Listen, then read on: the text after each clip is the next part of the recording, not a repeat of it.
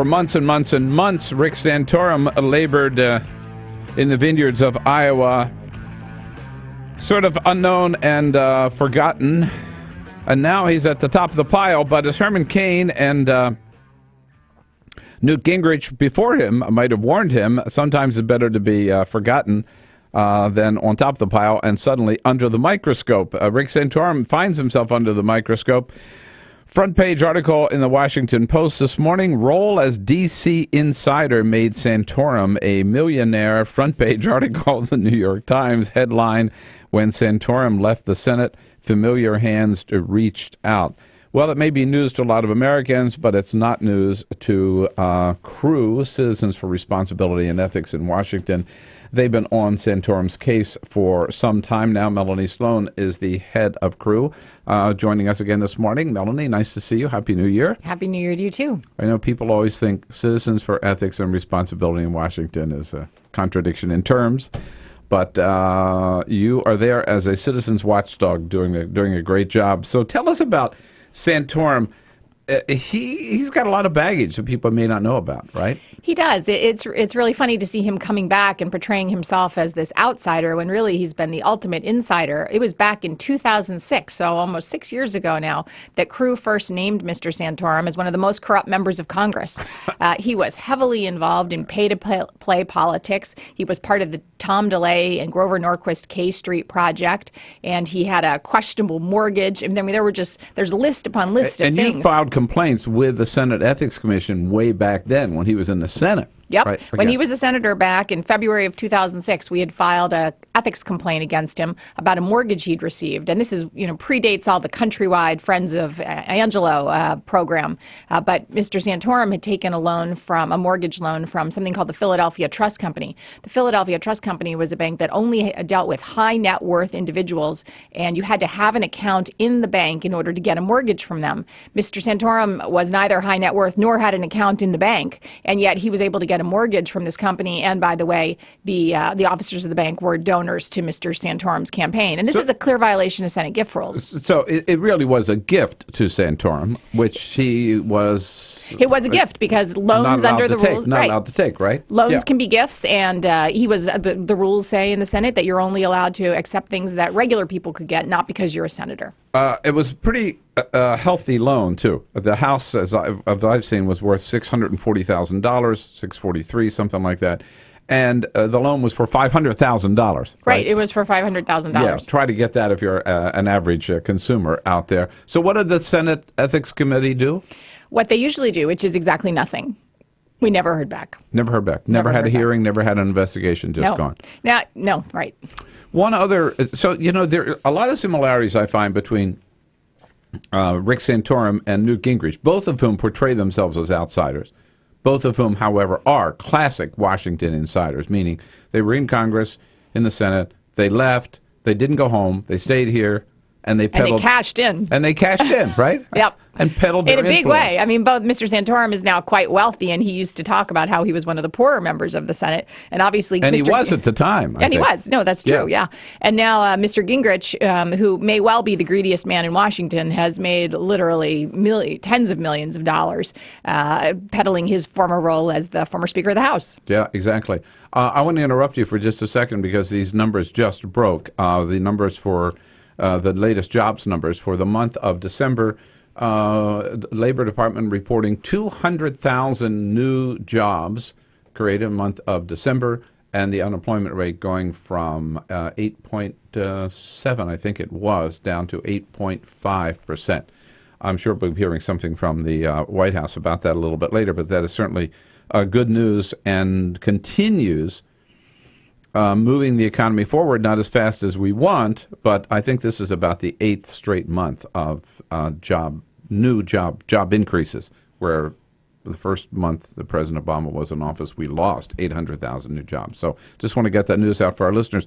Back to Santorum, one other thing I read about him at the time, he was a senator we're talking about now, so these are clear, seems to me, blatant conflicts of interest. He started this charitable foundation called the Operation Good Neighbor. Put a Pennsylvania developer, asked him to be the head of that foundation.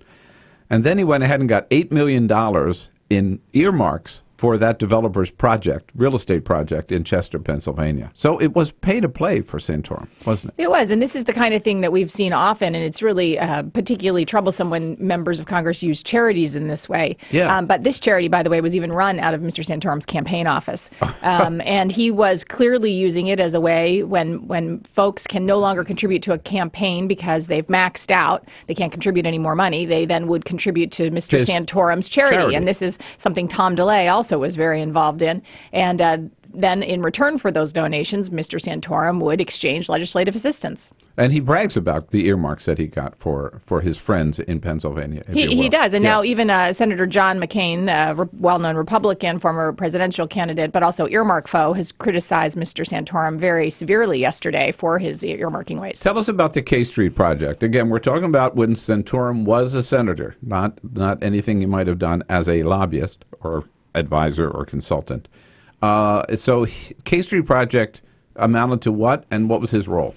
So the K Street project was really the architect was Grover Norquist with Tom DeLay, and this was part of the worst time in Washington, where they were insisting that all the money from lobbyists and trade associations go to Republicans. This was a way to amass more power, and what Mr. Santorum... So if companies wanted any influence with the Congress, they had to hire a Republican as a lobbyist. That's right, and they had to also be donating to the Republicans. And on Tuesday mornings, Mr. Santorum was in charge of a meeting where all the major Republican lobbyists from top trade associations and corporations around town would come together. They would talk about what job openings there were, and then Mr. Santorum would help tell them who could fill those jobs, which former Republican chief of staff or committee staff should have those jobs. So therefore, these new lobbyists would therefore be more indebted to Mr. Santorum and the Republican Party for their jobs than their actual corporations and trade associations, and in turn make sure that the campaign contributions went back and that the lobbyists all supported whatever legislation Tom DeLay and Rick Santorum were supporting. It's just unbelievable. Again, that Santorum portrays this image, right, as the outsider, grandson of a coal miner, right? Yeah. Your average American. And one of the plain as best a whistle. articles ever written about this, by the way, was by Nick Confessoro, who's now with the New York Times, but was then with Washington Monthly, and wrote a piece called The K Street Project, which you can still find online, and it's wonderful and goes through all of this. Melanie Sloan's our guest. She's head of CREW, Citizens for Responsibility and Ethics in Washington. One of those who has helped shine the spotlight on Rick Santorum, but not just since he won Iowa. They started a long time ago when he was still in the United States Senate. Any comments or questions for Melanie Sloan, 866-55-PRESS. The question really is whether Rick Santorum will be able to stand the heat, now that he is on top. Certainly the spotlight brought down before him, right, Rick Perry, Michelle Bachmann, Herman Cain with his own ethical problems. And to a certain extent, Newt Gingrich. And Melanie, I don't know about you, I find a lot of similarities between Newt Gingrich and Rick Santorum. Absolutely. Both men are trying to portray themselves as outsiders when they were top insiders, and they have both made tons of money working Washington the way only former congressmen and senators can. They have both used their positions, leveraged their positions to make tons of money once they left. They didn't go back to their home states, and here they are living here. And Mr. Santorum in particular likes to portray himself as this moral exemplar. But if you start digging through his record, it's really far from true. I mean, he was so engaged in the dirtiest days of Washington with the K Street Project that he has so many examples of pay-to-play politics that he was willing to take this loan under shady circumstances. And then something that I think a lot of people would just find so offensive, when Mr. Santorum was living with his family in Leesburg, Virginia, he was charging Pennsylvania taxpayers for his kids' school bills, which was over $75,000. And then the Pennsylvania school superintendent was very unhappy about the situation. But Mr. Santorum was doing it anyway, and he thought, well, I can use my position to do this, and he was very abusive of his position as a senator. So his family is living in Leesburg, Virginia. They're homeschooling his kids in Leesburg, Virginia, but he's using a computer program. It's an online program that was in Pennsylvania, and it was a cost of over $75,000. Where you could get assistance for homeschooling from the state of Pennsylvania, even though they weren't living in the state of Pennsylvania. Basically stole that money from the state of Pennsylvania. That's right, and there was a residency requirement in Pennsylvania. And he was living in Leesburg, Virginia. Right. There it is. This is the Rick Santorum pretending to be Mr. Clean and Mr. Outsider.